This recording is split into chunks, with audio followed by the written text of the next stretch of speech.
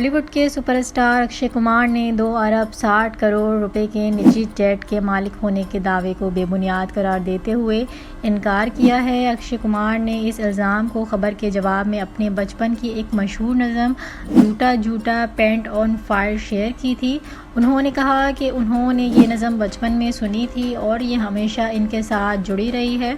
कुछ मुकम्मल तौर पर बालिग नहीं है और मैं अभी इनके साथ बात करने के मूड में नहीं हूँ। अक्षय कुमार के बहुत से मद्दा इनके दफ़ा में आए और उन्होंने ये रिमार्क्स करने के बाद इनकी हिमायत का इजहार किया। वाज़ेह रहे कि अक्षय ने हर साल कई फिल्मों में अदाकारी की और इनका शुमार बॉलीवुड के मसरूफ़ तरीन अदाकारों में होता है।